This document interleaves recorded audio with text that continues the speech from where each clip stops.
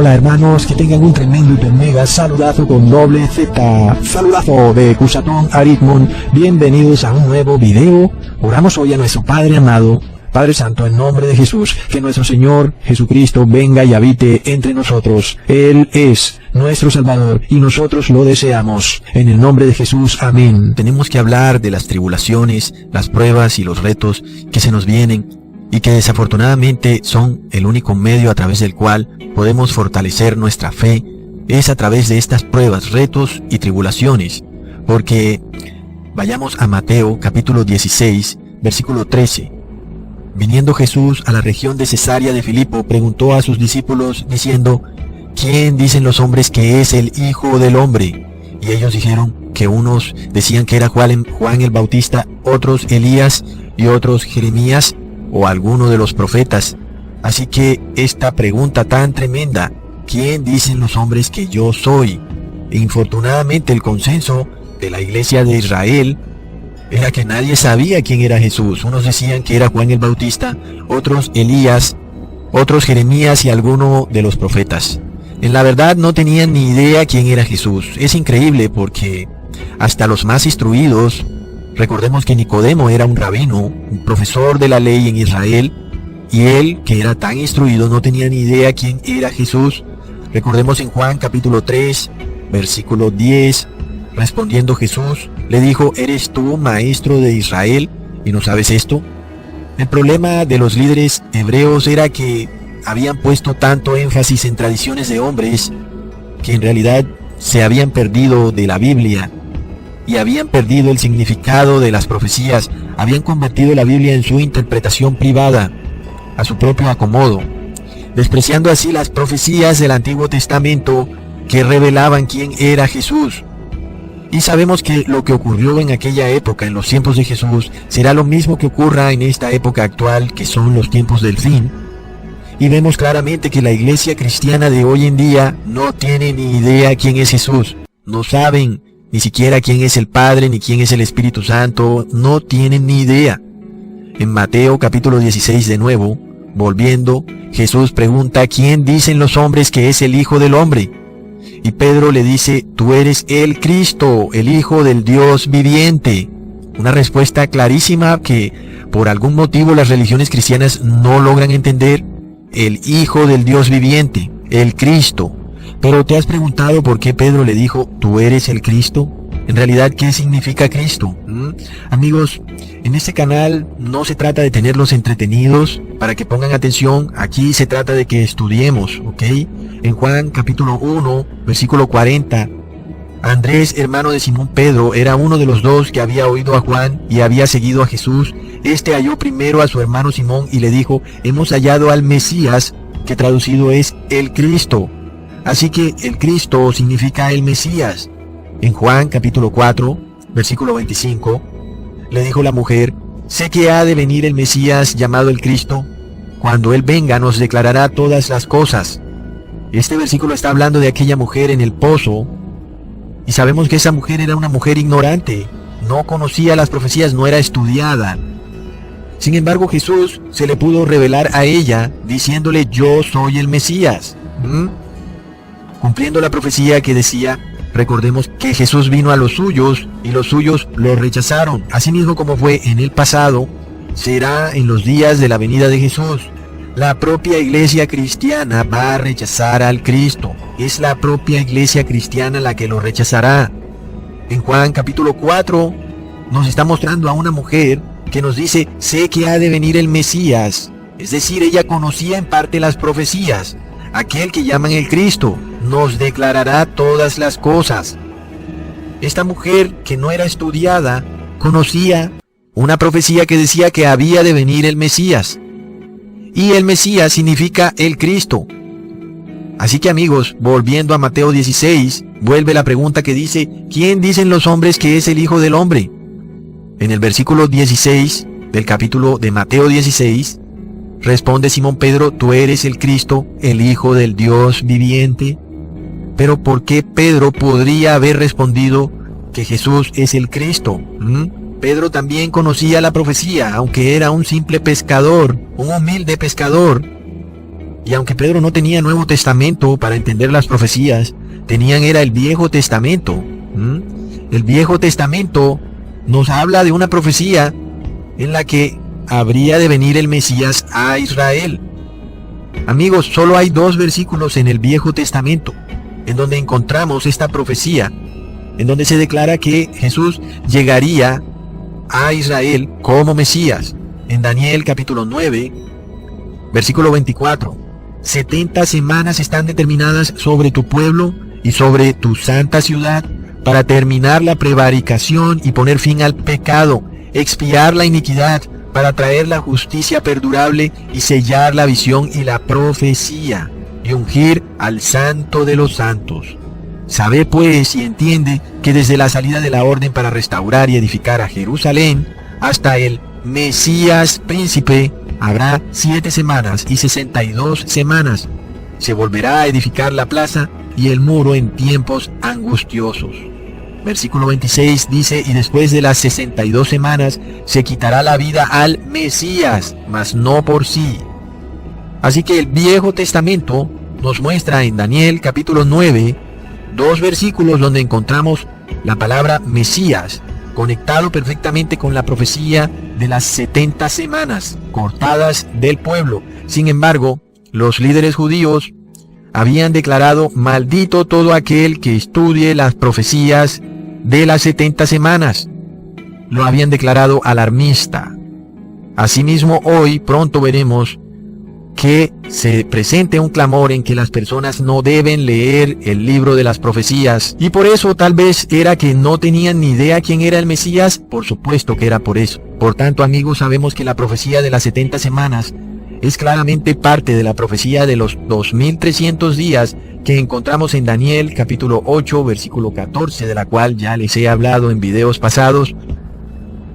Así que esta profecía, recordemos, la profecía de los 2300 días inicia en el año 457 a.C., en el cual el rey Artaxerxes decreta la reconstrucción de Jerusalén, y sumándole 2300 días llegamos a 1844, fecha en que empieza la limpieza del santuario, el día de la expiación y el juicio a todos los habitantes de la tierra. Por tanto, son los que estudian la profecía los que entienden estas cosas. La mayoría de las iglesias cristianas no quieren estudiar la profecía y por tanto están en apostasía, porque no estudian las profecías, no saben cuál es el trabajo de Cristo en estos momentos. Y es por esto que estas iglesias están tan perdidas. No tienen ni idea, no pueden enseñarnos, así lleven 7000 años en el mundo de historia, han rechazado las profecías y por tanto están en oscuridad. Porque ¿cómo puede un sacerdote expiar nuestros pecados? Si es el mismo Cristo el que está en el santuario desde el año 1844 expiando los pecados del mundo. Por supuesto que no es posible que un ser humano pecador expíe nuestros pecados. ¿O cómo puede ser nuestro Cristo, aquel Dios que está en el cielo expiando nuestros pecados, sea visto por las iglesias cristianas como un bebé navideño? Es increíble, amigos. Así que debemos entender lo que está sucediendo. Si tú quieres entender el trabajo de Jesús y quieres ser nacido de nuevo en el Espíritu, todo empieza entendiendo su trabajo en el templo celestial como sacerdote, el cual está expiando nuestros pecados. Si no entiendes esto, no puedes nacer de nuevo, no puedes beber el Espíritu de Cristo en la copa de la salvación. Los que sí lo hagan, estos reciben expiación, sus pecados son perdonados, y los que no, es porque no han estudiado las profecías y no tienen ni idea quién es Cristo. Jamás habrán bebido ni beberán entonces el Espíritu de Cristo. Piensan que es un bebé navideño. Jesús, no, Señor. Otros además piensan que es una manifestación de la Trinidad. Y otros están pensando recibir otro espíritu separado del Cristo, al cual han llamado Espíritu Santo. Y estas son pruebas de que las iglesias cristianas no conocen a Cristo. En Romanos capítulo 8, versículo 10, se nos dice: pero si Cristo está en vosotros, el cuerpo en verdad está muerto a causa del pecado, mas el espíritu vive a causa de la justicia. Pero ¿cómo hacer para que el Cristo esté en nosotros? Esa es la pregunta. Unos se comen un pan y piensan que ese pan es la carne de Cristo, y otros se comen un vino o se beben un vino y piensan que ese vino es el Espíritu de Cristo, su sangre. Sin embargo, lo único que sucede es que se engordan, porque el Espíritu de Cristo no está en la comida ni la bebida. Otros no reciben el Espíritu de Cristo, sino a otro Espíritu que han llamado Espíritu Santo. Sin embargo, vemos que los frutos de estos son frutos de injusticia y maldad, y sabemos entonces que no pudieron jamás haber recibido al Espíritu Santo. El hecho es que no conocen a Cristo, amigos. La cristiandad no tiene ni idea quién es el Cristo. En Romanos capítulo 8, versículo 11, dice que si el Espíritu de aquel que levantó de los muertos a Jesús mora en nosotros, el que levantó de los muertos a Cristo Jesús vivificará también vuestros cuerpos mortales por su Espíritu que mora en vosotros. De nuevo, ¿cómo podemos entonces hacer para que el Espíritu de aquel que levantó a Jesús more en nosotros? Esa es la pregunta. En Gálatas capítulo 4, versículo 6, dice: y por cuanto sois hijos, Dios envió a vuestros corazones el Espíritu de su Hijo, el cual clama: Abba, Padre. Primero tenemos que recibir a nuestro Espíritu Santo, que es Jesús, el Hijo del Dios Altísimo. La cristiandad no sabe cuál es el Espíritu Santo. En 1 Corintios capítulo 10, versículo 4, y todos bebieron la misma bebida espiritual, porque bebían de la roca espiritual que los seguía, y la roca era Cristo, y Cristo significa Mesías, y es el mismo Mesías que va a venir muy pronto en su segunda venida. Cuando el Papa se hace decir que Él es la roca, en realidad Él está declarando que Él es el Mesías. Increíble. La cristiandad no sabe quién es la roca, no sabe quién es el Mesías. Unos declaran con su boca que el Papa es la roca, pero otros son con sus actos los que declaran que el Papa es la roca, mediante su obediencia a sus leyes, inclusive obedeciendo el descanso dominical. Es tremendo. En Juan capítulo 13, versículo 19, se nos dice: desde ahora os lo digo antes que suceda, para que cuando suceda creáis que yo soy. Desde ahora lo digo antes que suceda. Es decir, eso es una profecía. Lo está diciendo desde ese momento, antes de que suceda. Así que tenemos que estudiar las profecías para saber quién es el yo soy. Las iglesias cristianas no estudian la profecía, por tanto no saben quién es el yo soy. Ellos pueda que con su boca lo declaran, pero en su alma no está el yo soy. Con sus actos vemos que la piedra de ellos es distinta de la roca, de la verdadera roca. En Efesios capítulo 2, versículo 19, se nos dice: así que ya no sois extranjeros ni advenedizos, sino conciudadanos de los santos y miembros de la familia de Dios, edificados sobre el fundamento de los apóstoles y profetas, siendo la principal piedra del ángulo Jesucristo mismo. Y esta piedra del ángulo es la piedra, es la roca, es Jesús, es el Mesías. Efesios 2 nos muestra este edificio bien coordinado que va creciendo para ser un templo santo en el Señor. En el versículo 22, en quien vosotros también sois juntamente edificados para morada de Dios en el Espíritu. ¿Y quién es el Espíritu? ¿Quién mora en la iglesia? El Espíritu de Jesús, y Jesús es nuestro Espíritu Santo. Y por supuesto que al morar Jesús, mora también nuestro Dios Padre. Y no quiere decir entonces que Jesús es una manifestación de Dios, porque hemos declarado que Jesús es el Hijo del Dios Altísimo. En Juan capítulo 1, versículo 29, se nos dice: el siguiente día vio Juan a Jesús que venían a él, y dijo: he aquí el Cordero de Dios que quita el pecado del mundo.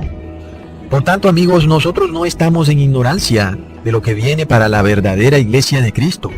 Desafortunadamente estamos en este mundo en una guerra espiritual en la que nosotros combatimos con la oración, pero nuestro enemigo nos va a combatir de una y mil maneras, a través de la persecución, el bloqueo, el desprestigio, la calumnia, el engaño, la traición, en fin.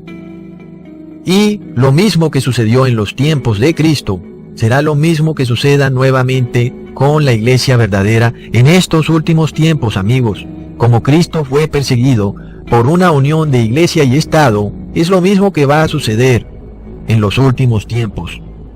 En Mateo capítulo 16, versículo 21, de nuevo Jesús empieza declarando que era necesario ir a Jerusalén y padecer mucho con los ancianos de la iglesia y de los principales sacerdotes y de los escribas, y ser muerto y resucitar al tercer día. Es increíble, amigos. Lo que sucedió en aquellas épocas es que Jesús fue perseguido por la misma iglesia que él había fundado en el desierto. Es tremendo. Y es lo que sucederá nuevamente en el fin de los tiempos, al cual estamos pero muy cerca, amigos. Y es así como una unión de iglesia y Estado se convertirá en la principal perseguidora de la verdadera iglesia. Por tanto, amigos, esta pregunta con la que Jesús empieza en Mateo 16, preguntando, ¿quién decís que soy yo? Y los discípulos le responden que Él es el Cristo, el Hijo del Dios viviente. En el versículo 17 Jesús les dice, bienaventurado eres, Simón, hijo de Jonás, porque no te lo reveló carne ni sangre, sino mi Padre que está en los cielos. Finalmente, hasta que los discípulos no entendieran quién era Cristo, no podía Jesús avanzar a explicarles la profecía. De la misma manera, nosotros tenemos que entender quién es Cristo para poder entender las profecías. Porque aquellos que entiendan las profecías, pero no entiendan quién es Cristo, no pueden tener el Espíritu de Cristo. Estos jamás podrán atravesar la gran crisis de la marca de la bestia, ni las 7 plagas del Apocalipsis.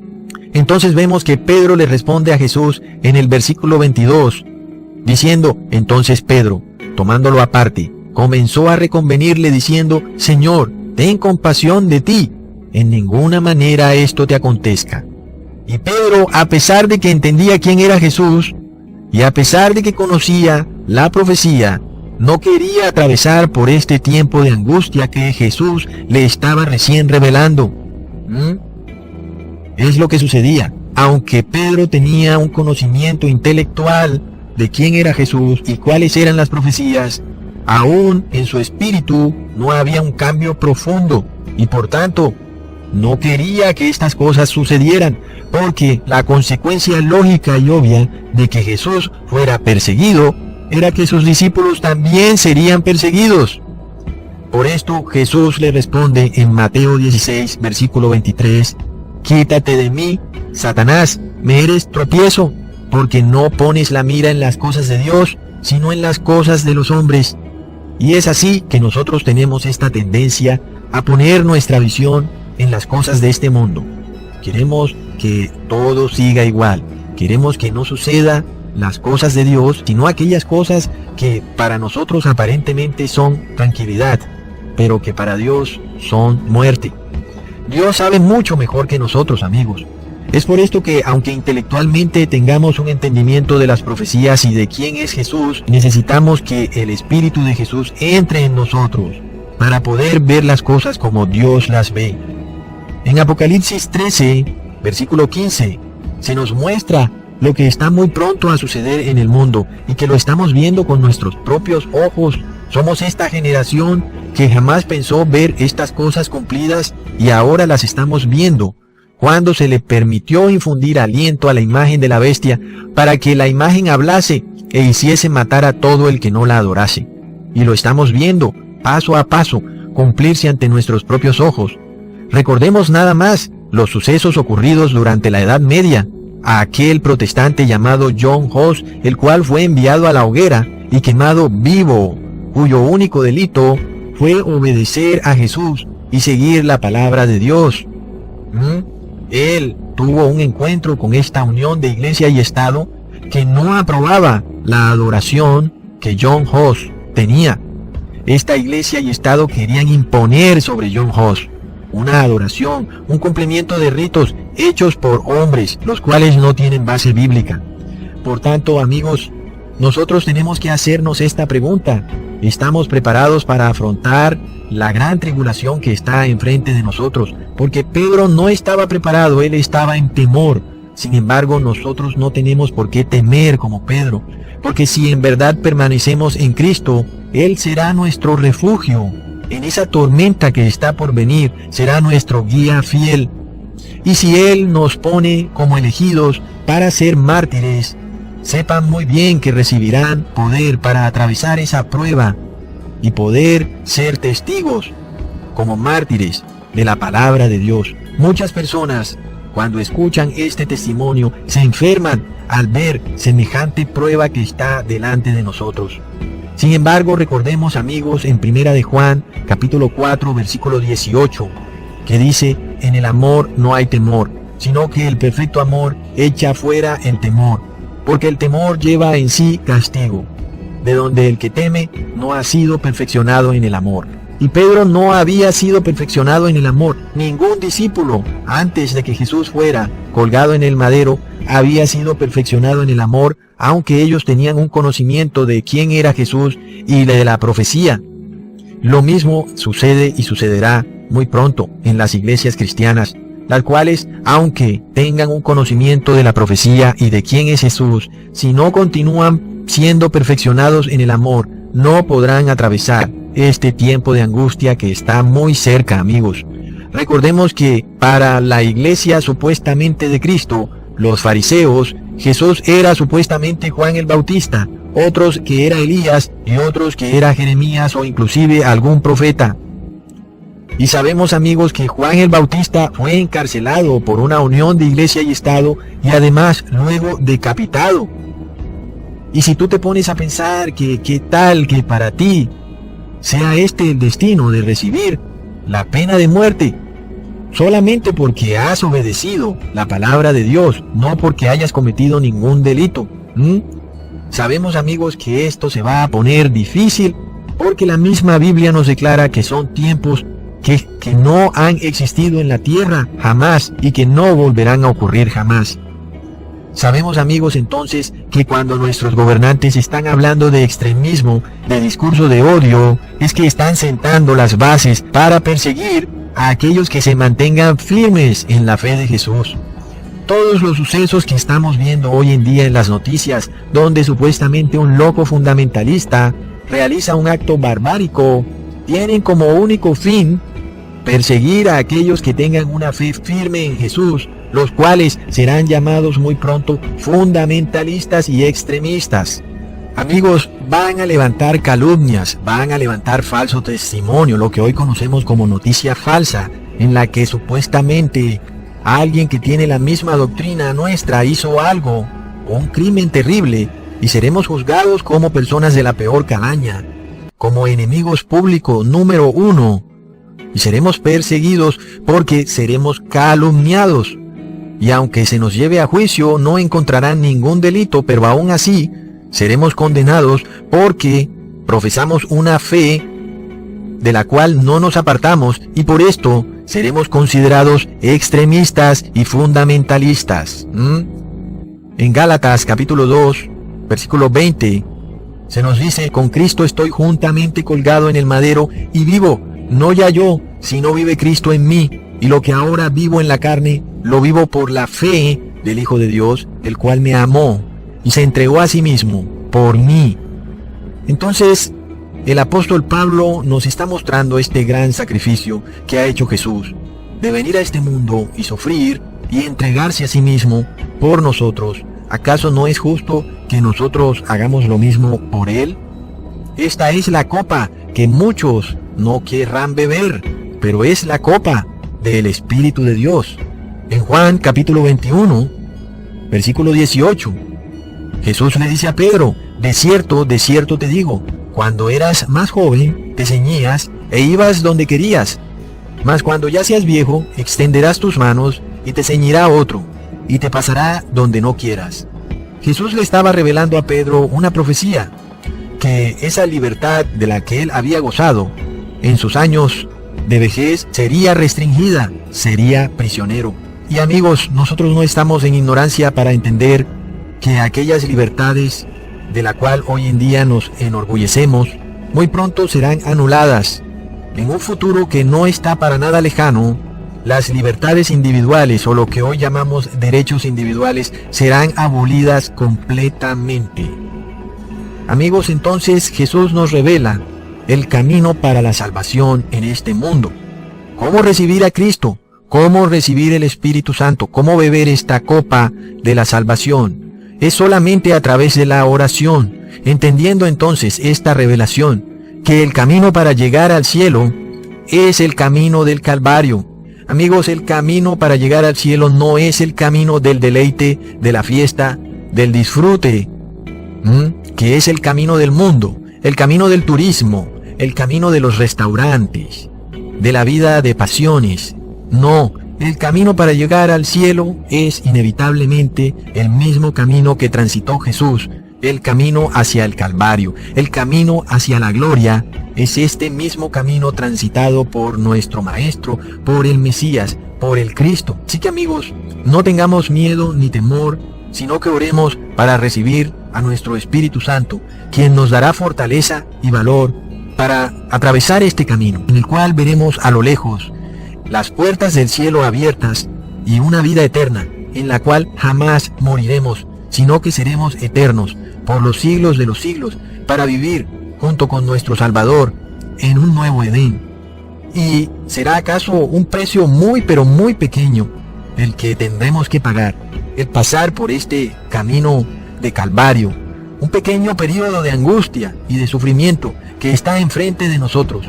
Qué pequeño precio el que se ha puesto para conseguir semejante premio, del cual ahora nosotros tenemos total certeza y no podemos ya dudar ni un milímetro de lo que está por delante y de lo que está en juego: la vida eterna, la salvación perpetua, no solo de nuestras almas, sino de nuestros hermanos, de nuestros familiares, de nuestros amigos y de todo aquel que quiera escuchar el verdadero mensaje de la salvación. Y el que quiera cruzar este camino, ¿por qué no cruzarlo? ¿Por qué no cruzar el camino del Calvario? Seguir los mismos pasos de nuestro Salvador, experimentado en sufrimientos, y sufrir como Él sufrió, aquella tribulación que lo llevó a Él a ser resucitado, por aquel Espíritu que lo levantó de los muertos. Asimismo nosotros, al seguir ese mismo camino, recibiendo primero el Espíritu de nuestro Señor Jesús, y pasando por aquella prueba del Calvario, escucharemos la voz de aquel Espíritu que levantó a nuestro Señor Jesús, y que ahora también nos levantará a nosotros de los muertos, para gritar: muerte, oh, ¿dónde está tu aguijón? Seremos eternos por los siglos de los siglos. Amén. Hasta pronto, hermanos.